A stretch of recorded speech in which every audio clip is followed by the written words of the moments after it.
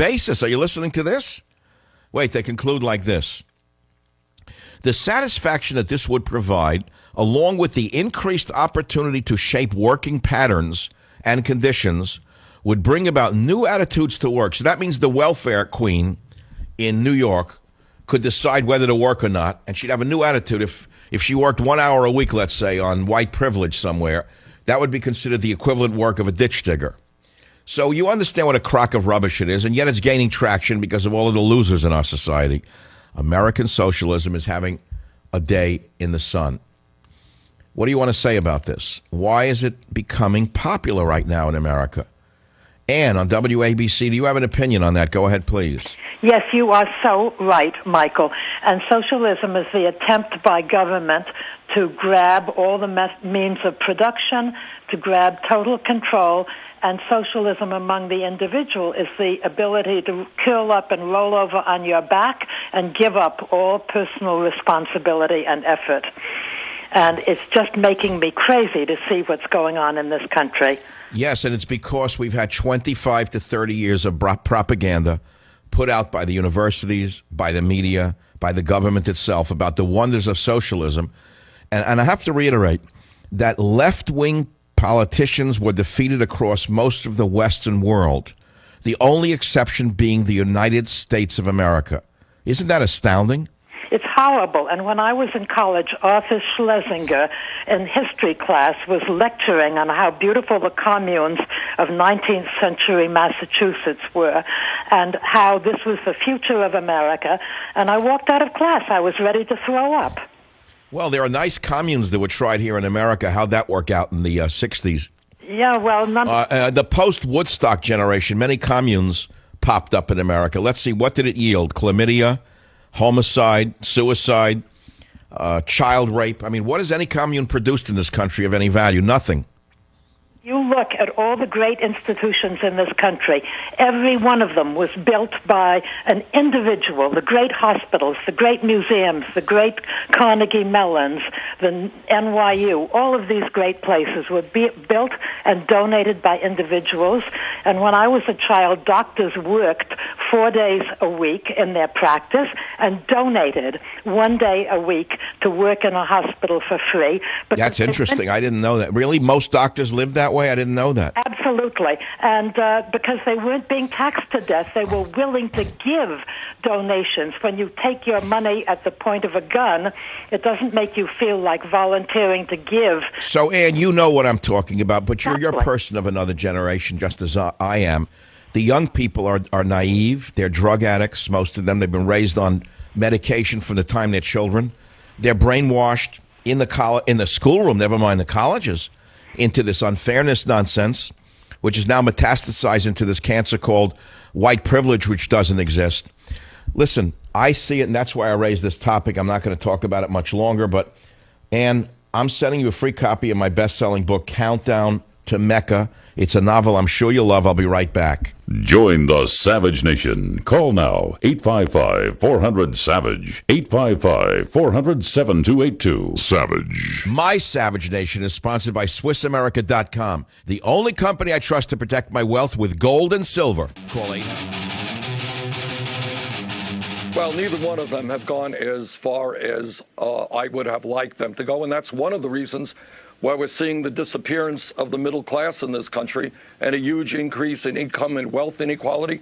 That is why we are not dealing. All right, Bernie, get the soapbox. Yeah, go back to Union Square. We heard it before. But Ari's having a little run now in Nebraska amongst the Schmendricks out there.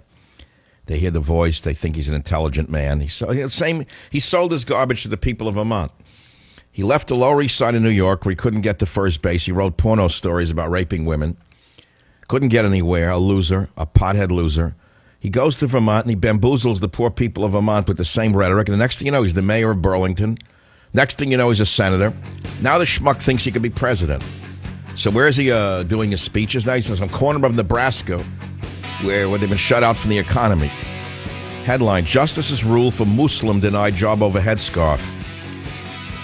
Muslim chaplain claims discrimination over Diet Coke weapon aboard United flight. Would the day be complete without another Muslim complaining story?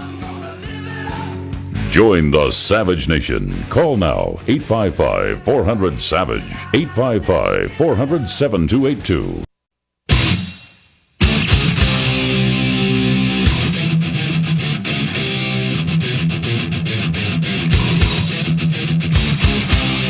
Warning.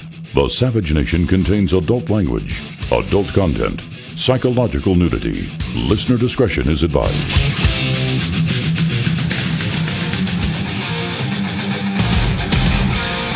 And now, America's most exciting radio talk show, The Savage Nation, home of unprotected talk, borders, language, culture. And here he is, Michael Savage. Blue Monday, how are you, Blue Monday? Got to work like a slave all day. So welcome back to hour number 2 of The Savage Nation. I've been talking about socialism, which seems to be going through a little revival here in America, like a revival tent here and there. You got O'Malley pushing it. You got Elizabeth Warren. But most especially, you have that nut from the Lower East Side of New York, the communist through and through, Bernie Sanders. And Bernie Sanders is out there on the hustings telling everyone how bad America is, pushing for socialism. And what he really wants to do is establish a radical United States government, single-payer health care system. He would abolish tuition fees for in-state higher education. Everyone should get a free college education. Sounds nice. I would have liked that. Who would pay for it? You would. He would drive big money out of U.S. politics. No kidding. Tell that to Hillary Clinton. He would redistribute income. What does that mean? Right now, there's a graduated income tax, which is as fascistic and unfair as they come. Why should a high earner pay a higher rate of tax than a low earner? Why shouldn't there be a flat tax? Well, have you thought about that? He would increase Social Security benefits. Now, who doesn't want that? If you're on Social Security, wouldn't you want to increase Social Security benefits?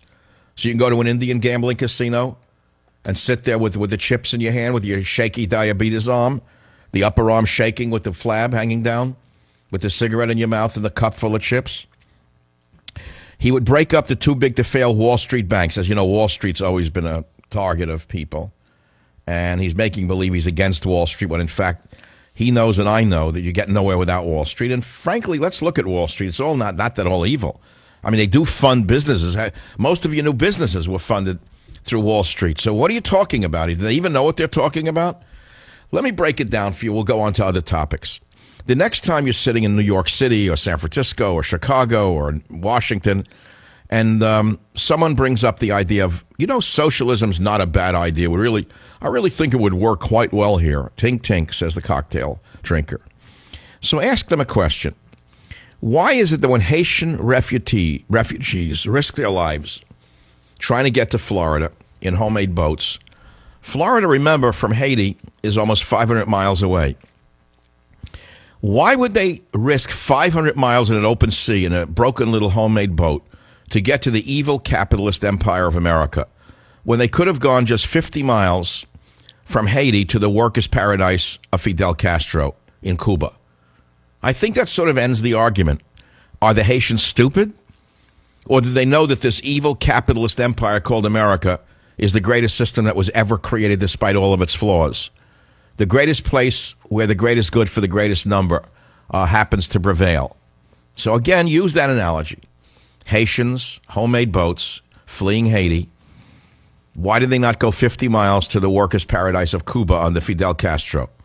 Why did they risk their lives and go 500 miles to get to the evil America, the capitalist America? Try that on your college student daughter when she comes home from Harvard.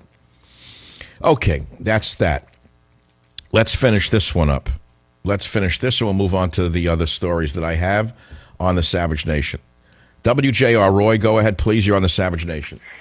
Yes, I appreciated a couple different areas that you talk about in socialism. It has many faces, but when you take a look at Detroit and what Detroit's gone through because of socialism, and the UAW, the teachers union, anyone that's in a union is really in a socialistic workplace. And so what happened here, which was a phenomenon last year, I think it was, they voted in for a right-to-work state here And I would have never thought that would ever happen here in my lifetime. And what is a right-to-work state? What does that mean? Okay. All right, it's too complicated. We know that Detroit failed because not so much of socialism, but because of cronyism and corruption. The mayor of Detroit was a gangster and a criminal. He's in jail right now. He destroyed Detroit through grants and contracts to his friends and donors. I mean, that's the real reason. Yeah. Let me send you a great Father's Day gift, my novel, Countdown to Mecca, Stay on the Line. Let me explain how profit works and not go into much more detail. It's a very simple system. If a business is efficient and successful at serving their product to the public, they are rewarded with profits, right? If a business is operated poorly or inefficiently, and it fails to serve the public interest or provides products that people don't like, they're penalized with losses. And that's why people want socialism. It's basically losers who started a business and then said, oh, it's not me, it's not my product. It's the evil system that crushed me, or it's Walmart that crushed me. No, it's because you didn't make a product that anybody wanted. It's the same in any business here in America. For example, NPR is a socialist broadcast network. They couldn't survive, I would say, 1 year if they were not subsidized by Barack Obama. NPR is an unfair playing field for me. They suck audience because they have no ads. Many of you listen to me and then you listen to NPR. What you don't realize, though, is that they're running a full hour without any ads, so they have a longer audience listenership than I have. I need ads because I'm a capitalist, and my whole show is built upon capitalism.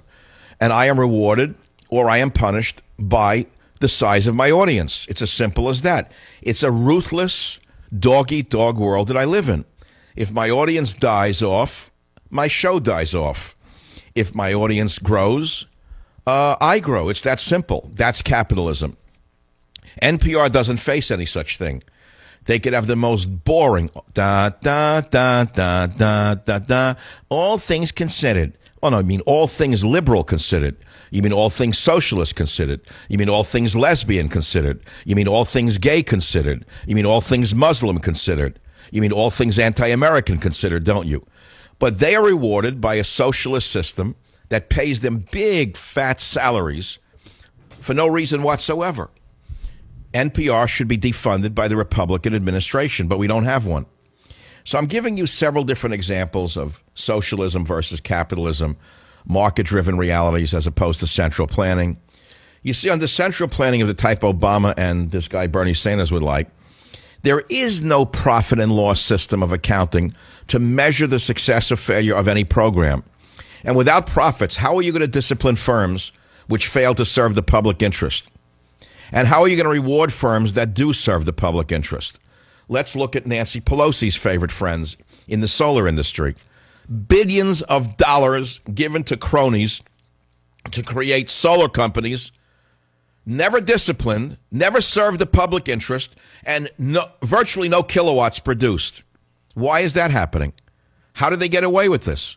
They have no competition. That's how the Politburo functioned in the Soviet Union. That's how the Democrat Socialist Party works in America. And so what I'm telling you is that we need incentives in order for profits to be created and for losses to be created. Then you'll understand what it is. Now, there's another fatal defect of socialism, and that is the disregard that socialism has for the role of private property rights, period. Private property rights don't exist in a pure socialist government, which is why the Cuban people don't enjoy their own property. It's all owned by the gangsters, the Castro brothers, who Obama cannot get enough of, by the way. What a tragedy this is, that we opened up relations with Cuba without the average Cuban citizen getting one iota of freedom from it. Now, let's look at commons, the idea of commons lands or things like that nature. In the 16th century, in Britain, certain grazing lands were communally owned by villages and were made available for public use. Well, that was known as the commons. Everyone could graze on that land. Well, what happened? Well, the common lands were quickly overgrazed and eventually became worthless as villagers exploited the communally owned resource. That's what happens. Greed kicks in. You see, when assets are publicly owned, what are the incentives that are there to encourage a wise maintenance of these assets. Whereas private